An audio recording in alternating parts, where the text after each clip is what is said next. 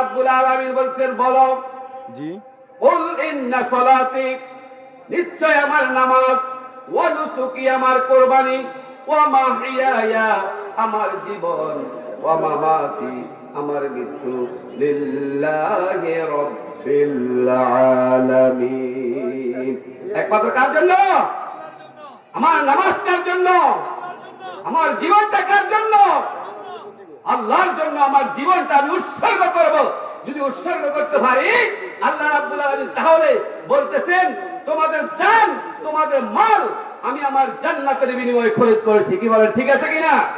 কারণ আল্লাহ রাব্বুল আলামিন নিজে বলতেছেন ইন্নাল্লাহা আশতারা মিনাল মুমিনিনা আনফুসাহুম ওয়া আমওয়ালাহুম বিআন্না লাহুমুল জান্নাহ يقاتلون في سبيل الله فيقتلون ويقتلون الله رب العالمين বলেন ইন্নাল মুমিনুনা ইন্নাল্লাহা আশতারা মিনাল মুমিনিনা নিশ্চয় মুমিনদের জান এবং মাল আমি আমার জান্নাতের বিনিময়ে খরিদ করেছি। আল্লাহ রাব্বুল আলামিন বলতেছেন মুমিনদের জান এবং মাল কিসের বিনিময়ে কিনছি আমি? কিসের বিনিময়? সেই জানটা কি আপনাকে কে দিয়েছে বলেন? কে দিয়েছে? আল্লাহ দিয়েছে। আপনার মালটা দিয়েছে কে? আবার কেন বলতেছে আপনার কাছ থেকে খরিদ করেছে? চিন্তা করেন তো, আল্লাহর দেওয়া জান, আল্লাহর দেওয়া মাল, তিনি আবার বলতেছে তুমি যদি আমার জন্য তোমার জান এবং মাল কোরবানি করতে পারো তাহলে আমি আমার জান্নাতটা তোমাকে দিয়ে দেব। বলেন না সুবহানাল্লাহ। আমরা আমাদের জীবনটা আল্লাহর জন্য করতে পারবো না? এই জন্য আল্লাহ রাব্বুল আলামিন বলতেন কুল ইন্না সলাতি ওয়া নুসুকি ওয়া মাহইয়ায়া ওয়া মামাতি লিল্লাহি রাব্বিল আলামিন। হে রাসূল আপনি বলবেন কুল ইন্না সলাতি নিশ্চয় আমার নামাজ ওয়া নুসুকি আমার কুরবানি ওয়া মাহইয়ায়া ওয়া মামাতি লিল্লাহি রাব্বিল আলামিন। আমার সব কিছু, আমার জীবন, আমার মৃত্যু, আমার সব কিছু একমাত্র কার জন্য? আল্লাহর জন্য। তাহলে আপনারা চিন্তা করে দেখেন এখন আল্লাহর সাথে নাফরমানি কারা করে? আল্লাহর সাথে গাদ্দারি কারা করে? আল্লাহর সাথে কুফরি কারা করে? আল্লাহর সাথে অস্বীকার করে কারা করে? আল্লাহর আইন মানে না কারা? কারা আল্লাহর আইন মানে না? এই মানুষেরাই তো আল্লাহর আইন মানে না। কি বলেন ঠিক আছে কিনা? আমরা আল্লাহর আইন মানি? এটা একটা বিশ্বের দ্বিতীয় মুসলমান রাষ্ট্র। এই মুসলমান রাষ্ট্রের মধ্যে কোরআন শরীফের 500 আয়াত আল্লাহর আইন সম্পর্কিত আছে, কিন্তু এই পর্যন্ত আপনারা বলেন এই বিশ্বের দ্বিতীয় মুসলমান রাষ্ট্র হিসাবে এখানে কি একটা আল্লাহর বিধান চালু আছে? আল্লাহর বিধান চালু আছে? আল্লাহর বিধান একটাও চালু নাই। এই জন্য আমার মুসল্লিরা, আমার বন্ধুরা, আমার মুরব্বীরা, যেহেতু আল্লাহর বিধান চালু নাই আমরা চেষ্টা করব আল্লাহর বিধান যেন কায়েম করতে পারি। কি বলেন ঠিক আছে কিনা? যদি আমরা আল্লাহর বিধান কায়েম করতে পারি তাহলে কাল কিয়ামতের ময়দানে যদি আমি একা উঠি আমার কোনো সমস্যা হওয়ার কথা নয়। কি বলেন ঠিক আছে কিনা? এই জন্য আল্লাহ রাব্বুল আলামিন বলতেছেন ওয়া কুল্লুহুম আতিহি ইয়াউমাল কিয়ামাতি ফারদা। কিয়ামত দিবসে তাদের সকলে তার নিকট আসবে একাকী অবস্থায়। আপনি আল্লাহর সাথে কুফরি করতেছেন, আল্লাহর বিধান মানতেছেন না, আল্লাহর হুকুম মানতেছেন না। আল্লাহ রাব্বুল আলামিন 5 ওয়াক্ত নামাজ ফরজ করেছেন আপনার উপর, আপনি 5 ওয়াক্ত নামাজ পড়েন না। কিন্তু যখন কোন মানুষ মারা যায় আপনি সবার আগে জানাজাতে আসেন। কি বলেন ঠিক আছে কিনা?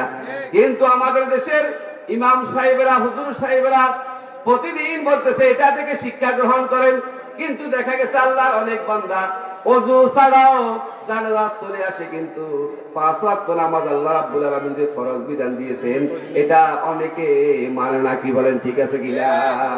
আল্লাহর বিধান মানে না। এই জন্য আল্লাহ রাব্বুল আলামিন বলতেছেন কাইফা তাকফুরুনা বিল্লাহি ওয়া কুনতুম আমওয়াতান ফাআহইয়াকুম সুম্মা ইউমীতুকুম সুম্মা ইউহয়ীকুম সুম্মা ইলাইহি তুরজাউন। তুরজাউন।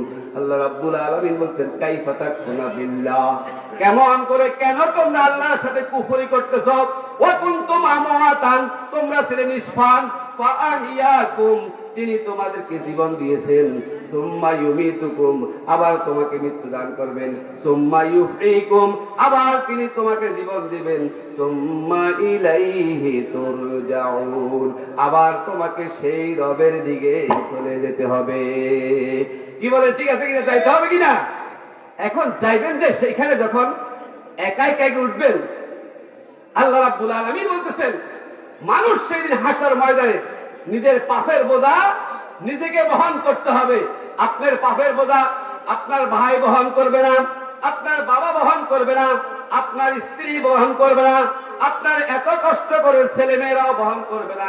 কারণ আল্লাহ রাব্বুল আলামিন বলেন ওয়ালা তাসিরু ওয়াসিরাতুন বিজরা উখরা, কিয়ামতের মাঠে নিজের পাপের বোঝা নিজেকে বসা লাগবে, নিজের পাপের বোঝা নিজেকে কি করতে হবে, বহন করতে হবে। সেদিন হাসর ময়দানে পাপের বোঝা নিয়ে কোথায় যাবেন? যাওয়ার কোনো জায়গা আছে বলেন? যাওয়ার কোনো জায়গা আছে? পালানোর কোনো সুযোগ আছে সেখানে? পালাইতে পারবেন? আল্লাহর তার সামনে থেকে সেদিন বিচারের ময়দানে, হাসরের ময়দানে যখন উঠবেন, যাওয়ার কোনো জায়গা নাই, যাওয়ার কোনো পরিস্থিতি নাই। সেই দিন সিংহায় আল্লাহ রাব্বুল আলামিন ফুৎকার দিবে। সেই দিন সমস্ত আপনার সাথীরা, আপনার সঙ্গীরা, আপনার আড়াল্লা ফাড়াল্লা বন্ধু বান্ধব, ছেলে মেয়ে সবাই আপনাকে ছেড়ে দেবে। কি বলেন, ঠিক আছে কিনা? সেই দিন সবাই, যেদিন সিংহায় ফুৎকার দেওয়া হবে, আল্লাহ রাব্বুল আলামিন বলতেছেন সেই দিন সকল আত্মীয় স্বজন আপনার সাথে সম্পর্ক ছিন্ন করে ফেলবে। কি করে ফেলবে? তাহলে সেখানে আপনি একা, সেখানে আপনি কি? আল্লাহ রাব্বুল আলামিন কি বলছে দেখেন, ইন্নাল্লাযীনা আমানু ওয়া আমিলুস সালিহাতি ফায়াজআলু লাহুমুর রাহমানু উদ্দা। আল্লাহ রাব্বুল আলামিন সূরা মরিয়মের 96 আয়াতে বলছেন, নিশ্চয় যারা ঈমান আনে ও সৎ কাজ করে দয়াময় তাদের জন্য সৃষ্টি করেছেন ভালোবাসা। সেই দিন আপনি একাকী যদিও উঠেন, সেদিন আল্লাহ রাব্বুল আলামিন আপনার জন্য ভালোবাসা রেখেছেন যদি ভালো কাজ করেন। কি কাজ করেন? ইন্নাল্লাযীনা আমানু, নিশ্চয় যারা ঈমান এনেছে, ওয়া আমিলুস সালিহাত, ভালো কাজ করেছে। এখন আমরা তো মনে করি যে ভালো কাজ শুধু নামাজ, ঠিক নয়। ভালো কাজ শুধু মনে করি আমরা কি নামাজ রোজা, অথচ এই দিন কায়েমের জন্য আল্লাহ রাব্বুল আলামিন নামাজকে কি করেছেন? স্থগিত করেছেন। নামাজ আল্লাহ রাসূল সাল্লাল্লাহু আলাইহি ওয়াসাল্লাম এই দিন কায়েম করতে যাইয়া নামাজকে কাজা করেছেন। আবার দেখা গেছে এই দিন কায়েম করতে যাইয়া আল্লাহ রাসূল সাল্লাল্লাহু আলাইহি ওয়াসাল্লাম রোজাকে আগে নিজে ভেঙেছেন। তাহলে এই দুইটার মধ্যে কোনটার গুরুত্ব আল্লাহ রাসূলের কাছে বেশি ছিল? দিন কায়েম করা। কি করা? দিন কায়েম করা। আল্লাহ রাব্বুল আলামিন বলতেন হুয়াল্লাযী আরসালা রাসূলাহু বিল হুদা ওয়া দীনিল হক লিইয়ুযহিরাহু আলাদ দীনি কুল্লিহি ওয়ালাউ কারিহাল কাফিরুন। আল্লাহ রাব্বুল আলামিন হুয়াল্লাযী আরসালা রাসূলাহু বিল হুদা ওয়া দীনিল হক, রাসূল আমি আপনাকে দ্বীনি হক সহকারে প্রেরণ করছি। আপনার কাজ অনুযায়ী সকল দিনের উপর, সকল মতের উপর, সকল পথের উপর আপনি এই দিনকে বিজয় করবেন।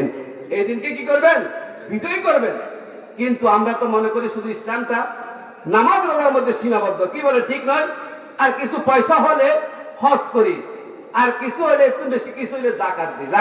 যাকাত কি আমাদের বিধান চালু আছে? যাকাতের বিধান ঠিক মতো চালু আছে? ঠিক মতো চালু নাই। আপনি একটা কথা চিন্তা করে দেখেন, যদি শুধু নামাজ রোজার মধ্যে ইসলাম সীমাবদ্ধ থাকতো, আল্লাহ রাব্বুল আলামিন কোরআন শরীফ মাত্র 2 পারা নাযিল করলেও চলতো। কি বলেন, ঠিক আছে কিনা? 2 পারা নাযিল করলেও চলতো, চলতো কিনা? 30 পারা কেন নাযিল করলেন?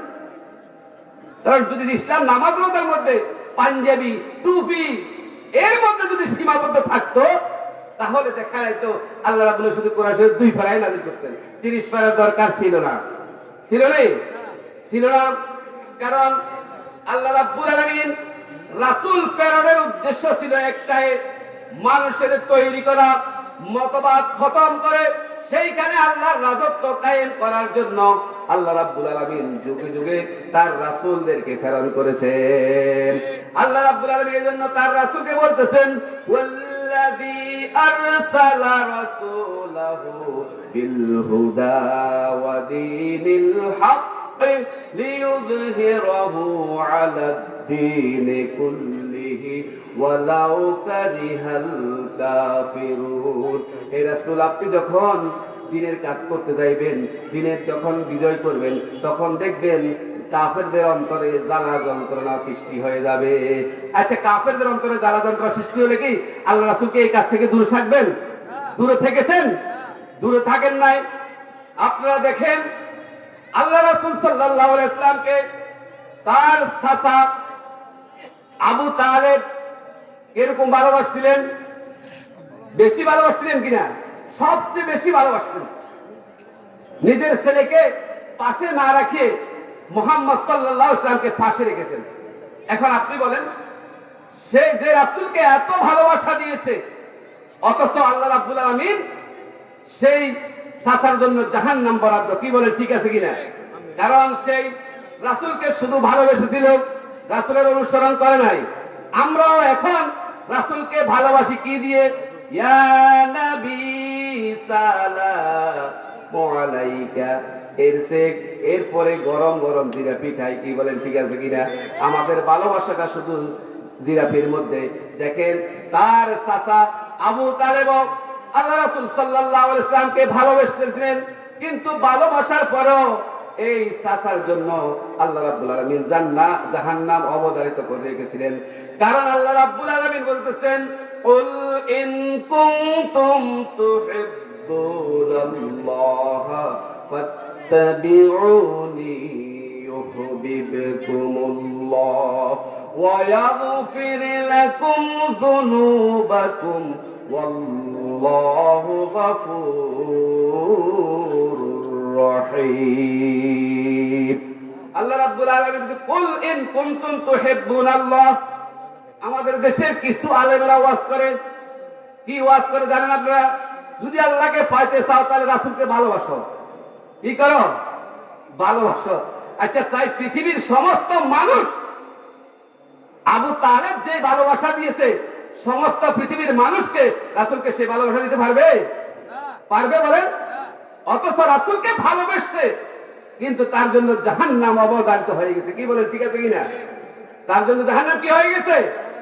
রাসূলকে ভালোবাসার সাথে সাথে রাসূল সাল্লাল্লাহু আলাইহি ওয়াসাল্লাম যেই দ্বীন নিয়ে এসেছিলেন, যে দ্বীন কায়েমের জন্য এসেছিলেন, যেই জন্য এসেছিলেন আল্লাহর রাজত্ব কায়েম করার জন্য এসেছিলেন, তাহলে আমাদেরকেও সেই রাসূলের অনুসরণ করতে হবে। কি করতে হবে? রাসূলকে শুধু ভালোবাসতে হবে না, ভালোবাসার সাথে সাথে আপনি যখন রাসূলকে ভালোবাসবেন, ভালোবাসার সাথে সাথে রাসূলকে অনুসরণ করবেন।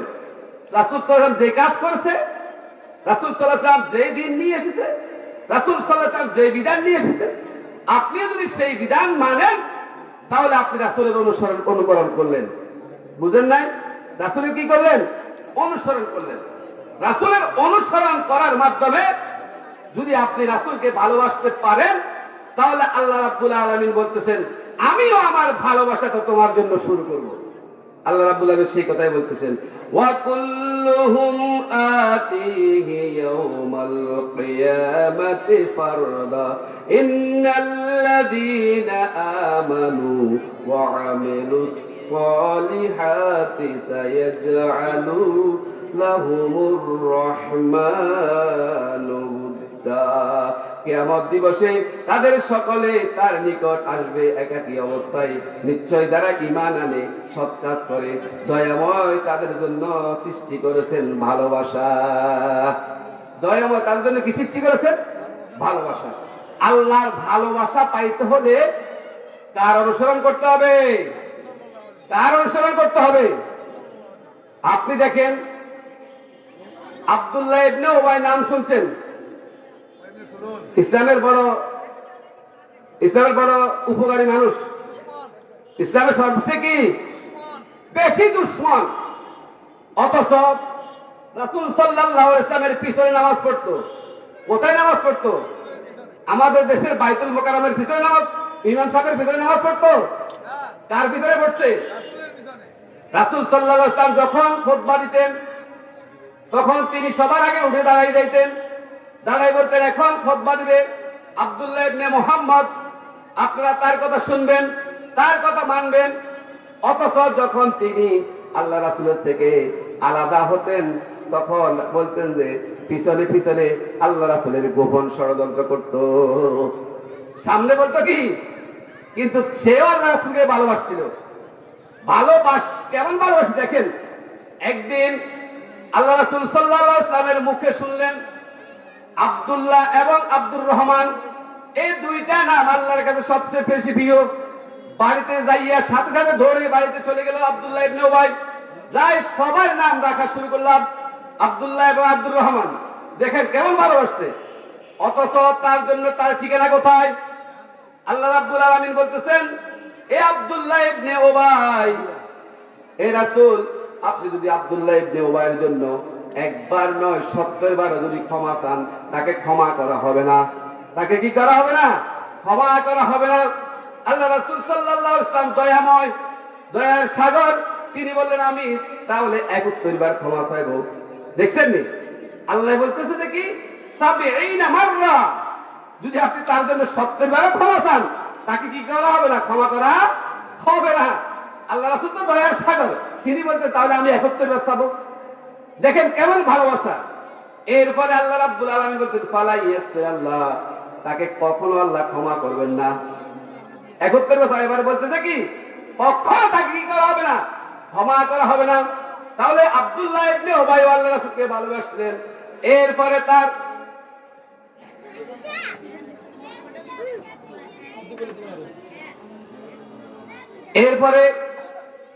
আবু লাহাব আল্লাহ রাসূলকে কি কম ভালোবাসতেন? আল্লাহ রাসূলকে যখন আল্লাহ রাসূল সাল্লাল্লাহু আলাইহি ওয়াসাল্লাম জন্মগ্রহণ করলেন, যে বাদীটা সুয়াইবা নামক বাদীটা যখন আসি বলল যে আপনার একজন মৃত ভাইয়ের ছেলে হয়েছে, সাথে সাথে এই দুইটা আঙ্গুল দেখাইয়া সাথে সাথে কি করলো? তোমাকে নাজাত করে দিলাম। কি করে দিলাম? কেমন ভালোবাসে। অথচ এই আবু তালেবের জন্য, আবু লাহাবের জন্য আল্লাহ রাব্বুল আলামিন সূরা নাযিল করলেন। আল্লাহ রাব্বুল আলামিন বলেন তাব্বাত ইয়াদা আবি লাহাবি ওয়া তাব্বা মা আগনা আনহু মালুহু ওয়া মা কাসাব। আল্লাহ রাব্বুল আলামিন তাব্বাত ইয়াদা আবি লাহাব, ধ্বংস হোক আবু লাহাবের দুই হাত। দেখছেন আল্লাহ গজব দিছেনি, অথচ রাসূলকে বেশি ভালোবাসতেন। এখন কি আপনারা কি রাসূলকে শুধু ভালোবাসবেন না অনুসরণ করবেন? কি করতে হবে? অনুসরণ যদি করতে পারেন তাহলে আল্লাহ রাব্বুল আলামিন বলেন ইন্নাল্লাযীনা আমানু ওয়া আমিলুস সালিহাত সায়াজআলু লাহুমুর রাহমানু উদ্দা। তাহলে আল্লাহ রাব্বুল আলামিন বলছেন তুমি যদি আল্লাহর হুকুম মানো, আল্লাহ রাসূলের অনুসরণ করো, তাহলে আল্লাহ রাব্বুল আলামিন তোমাকে ভালোবাসবে। কি বলেন, ঠিক আছে কিনা? যদি শুধু ভালোবাসা শুধু মুখে দেখায় তাহলে কাম হবে না। ভালোবাসা দেখাইতে হবে কি অন্তরে, অন্তর দিয়ে ভালোবাসতে হবে।